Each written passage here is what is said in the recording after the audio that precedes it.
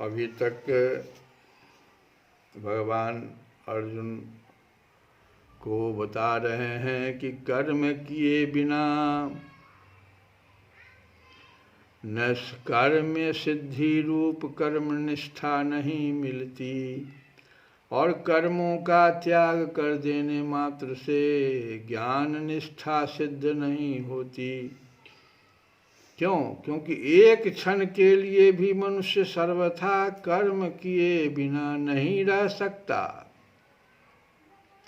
और दूसरा बात, छल कपट क्या हो गया कि बाहर से कर्मों का त्याग करके मन से विषयों का चिंतन करते रहना, ये तो मिथ्या आचार है। बाहर से कर्मों का त्याग करके मन से विषयों का चिंतन करते रहना मिथ्याचार है। तो करना क्या है? मन इंद्रियों को वश में करके निष्काम भाव से कर्म करने वाला श्रेष्ठ है। और वो कैसे करना है? तो मयि सर्वाणि कर्माणि सन्न्यस्य अध्यात्म चेतसा निराशिः निर्ममः भूत्वा युध्यस्व विगतज्वरः। मुझ अंतर्यामी परमात्मा में लगे हुए चित्त द्वारा संपूर्ण कर्मों को मुझ में अर्पण करके आशा रहित, ममता रहित और संताप रहित होकर तुम कर्म करो, तुम युद्ध करो। इसी चीज को भगवान अर्जुन को स्पष्ट समझाते हुए कहते हैं कि ऐसा अगर करोगे तो मच्चित्तः सर्वदुर्गानि मत प्रसादात् तरिष्यसि।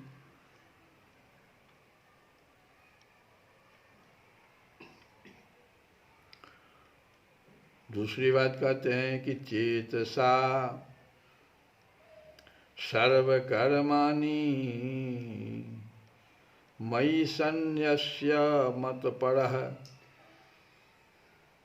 सब कर्मों को मन से मुझ में अर्पण करके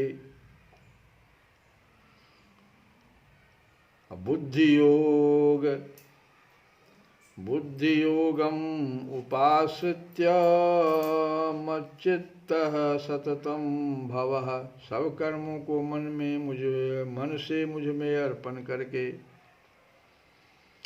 और बुद्धि योग क्या है? समबुद्धि रूप योग को अवलंबन करके मेरे परायण और निरंतर मुझ में चित्त वाला हो जाता। ये बुद्धि योग क्या हुआ?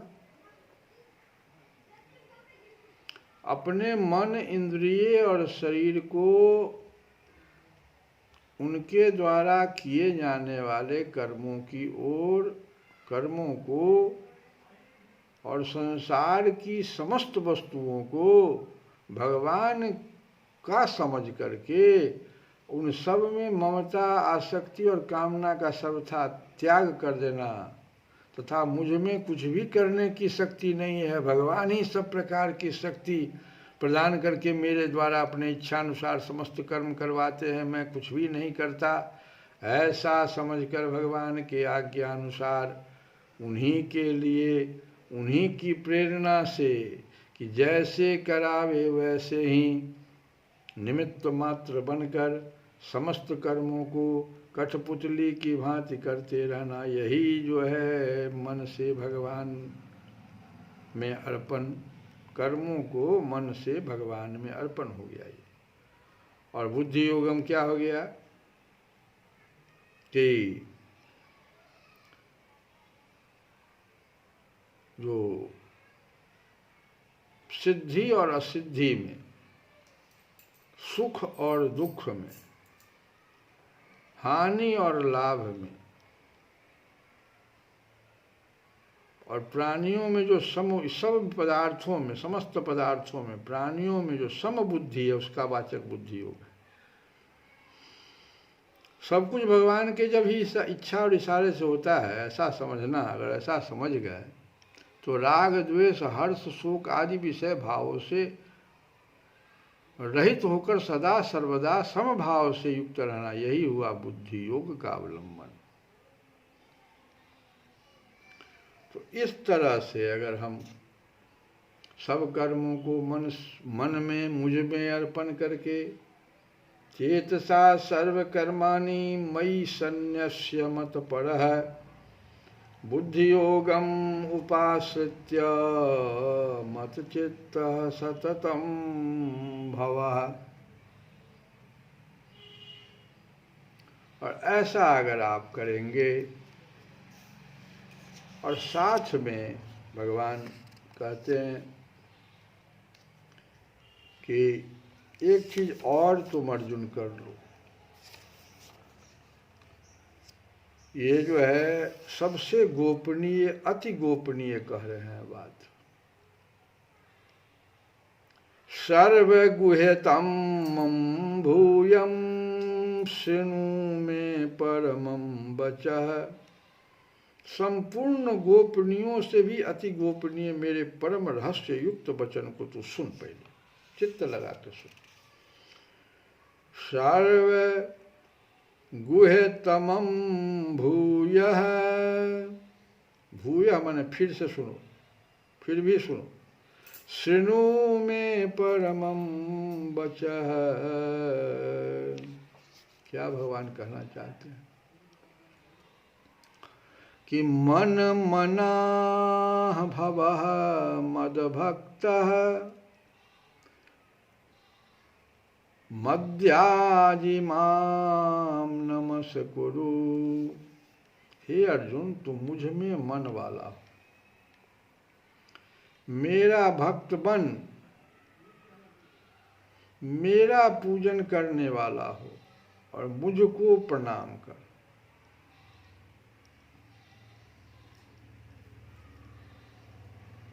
सिर्फ इतना तुम करो ना, बहुत गोपनीय बात कह दी। और एक काम और तुम कर देना, कभी कभी आदमी भ्रमित हो जाता है, तो उसके लिए भी कह दिए कि सर्वधर्मान परित्यज्य माम एकम शरणं व्रज। संपूर्ण धर्मों को अर्थात संपूर्ण कर्तव्य कर्मों को मुझ में तुम लगाकर, संपूर्ण कर्मों को त्याग कर, सर्वधर्मान परित्यज्य, तू केवल एक मुझ सर्वशक्तिमान माम एकम शरणं व्रजः, सर्वाधार सर्वशक्तिमान परमेश्वर की ही शरण में तुम आ जाओ तो कम से सारी बातें भगवान इशारा अर्जुन को कह रहे हैं कि तू खाली इतना करो ना, हम तुमको सभी पापों से मुक्त करके तुमको अपने शरण में ले लेंगे। और यही बात हम लोग आज 4-5 दिनों से भगवान के द्वारा अर्जुन को, जो जीव को समझाया जा रहा है कि श्री रामचंद्र कृपालु भजो मन हरन भव भय दारुणं। श्री रामचंद्र कृपालु भजो मन हरन ऋणं कंज मुख कर कंज पद कंजारुणम। श्री राम श्री राम श्री राम। हे मन, तू कृपालु श्री रामचंद्र जी का भजन कर, वे संसार के जन्म मरण रूप दारुण भय को दूर करने वाले हैं। उनके नेत्र नव विकसित कमल के समान हैं, मुख हाथ और चरण भी लाल कमल के सदृश है। कंदर्प गणित अमित छवि नवनील नीरद सुंदरम पट पीतमानो तरित रुचि रुचि नौमि जनक सुतावरम। श्री राम श्री राम श्री राम श्री राम। नवीन नील सजल मेघ के जैसा सुंदर वर्ण है। उनके सौंदर्य की छटा अगणित कामदेवों से बढ़कर है। पीतांबर मेघ रूप शरीर में मानो बिजली के समान चमक रहा है। ऐसे पावन रूप जानकी पति श्री राम जी को मैं नमस्कार करता हूँ। आगे कहते हैं तुलसी बाबा, भजु दीन बंधु दीनेश दानवदत्त वंशन कंदनम रघुनंद आनंद कंद कोशल चंद दशरथ नंदनम। सिर मुकुट कुंडल तिलक चारो दारो विभूषणम माजानो चाप संग्राम जित कर दूषणम। श्री राम श्री राम श्री राम श्री राम।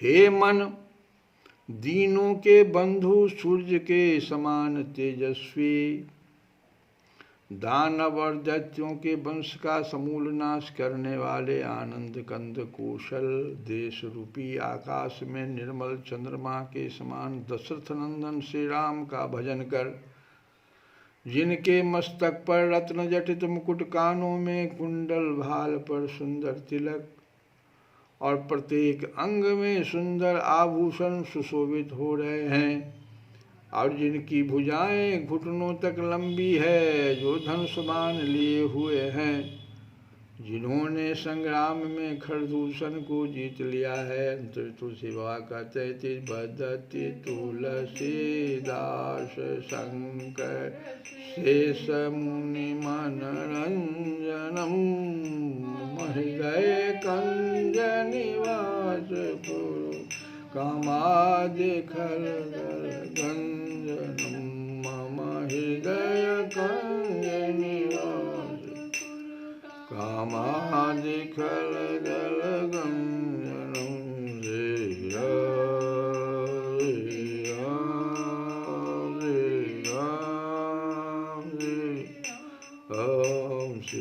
राम श्री राम श्री राम श्री राम। श्री कृष्ण गोविंद हरे मुरारे।